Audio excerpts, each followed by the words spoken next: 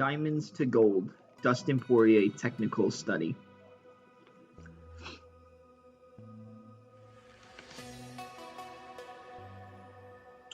Alright, today we're going to dissect the game of the top-ranked lightweight and former interim champion Dustin the Diamond Poirier. And the Max Holloway fight was really the coming out party for Poirier. You know, he was heavily underestimated and a lot of people didn't expect him to win. That's just an example of his shoulder roll, Dracula's cape defense. Shoulder roll and catching on the elbow to deflect shots. You know, it's mixing defense for mixed martial arts. Right there you see it's a straight left and he uses it to switch stance partially. So he threw the power left here using it to switch into orthodox, which is a left lead foot compared to a right lead for something later on.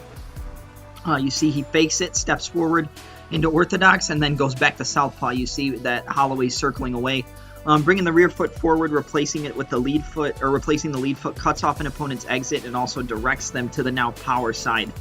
Dustin's a master of the switch cross, and you see it right there.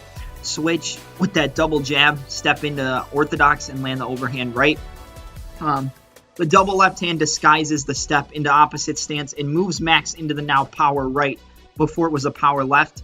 He uses that check left hook. He goes a jab. He goes a straight left to a check left hook to step forward and then lands the power right hand over the top. The left hook is used to direct him into the power. Here again against Hooker, it's the same type of thing. A double or a straight left, a jab, and then the right hand. The main weakness of Hooker in the fight was his reliance on range. He doesn't really keep his hands high. He likes to just use his distance and his height to stay away, relies on distance management for defense and doesn't keep hands high. Pulling back just keeps the head stationary for Poirier.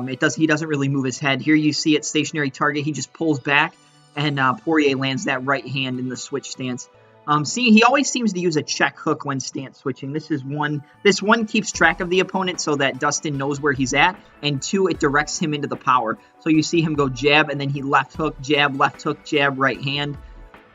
More of a counter, right hook over the left hand of Max Holloway, and then you see it here, a check right hook, boom, and he slips and then goes over the top with that right hook, straight left, and then a double right hook. So this is a good thing for Dustin. Not disguising a stance switch, the 2-3-3 straight double hook is another use of the check hook and guard manipulation. You attack straight on to get the opponent to block high, and then it leaves space to come around the side, like, knock on the front door and come around the side straight, and then a double right hook because Alvarez was moving away from the left hand into that right hook.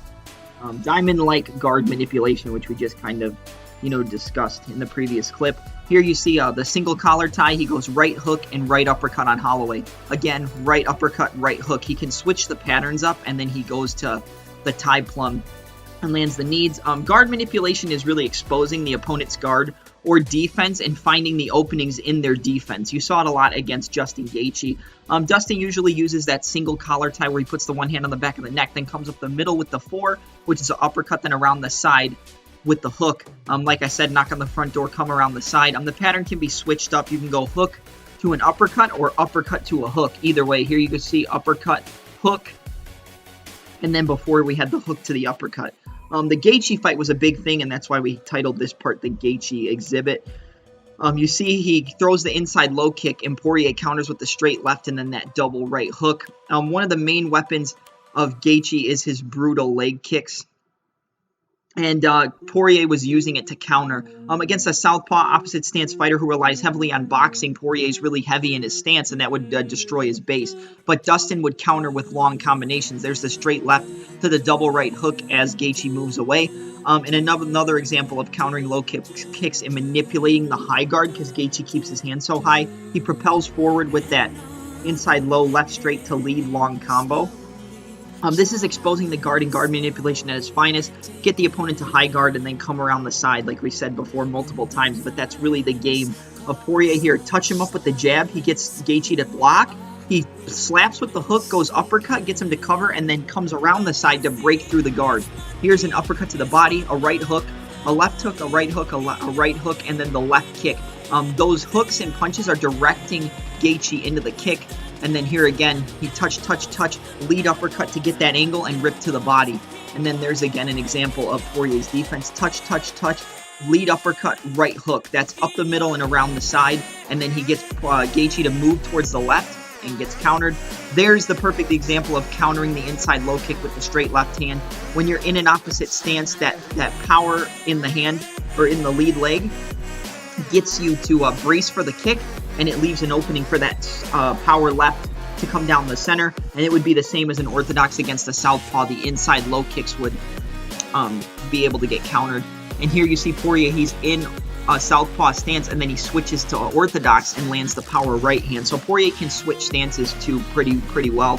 Poirier is the last man to finish Gaethje, who is currently who's the current interim lightweight champion. So that's a big ask for Poirier. Here against Alvarez again, it's just that counter right hook, man. It's so good. You see here, he touches the lead hand of Alvarez in the opposite stance just to get a little bit of an outside foot angle, and then lands the straight left hand, uses that straight left to load up the right hip and land the right hook, or the right low kick. There's that example of the Philly shell, the Dracula's cape style, and then the counter left hand. And then this is just some good movement. He slips underneath. And yeah, there you have it, guys. I mean, that's the game, both defensively and offensively, of Dustin the Diamond Poirier.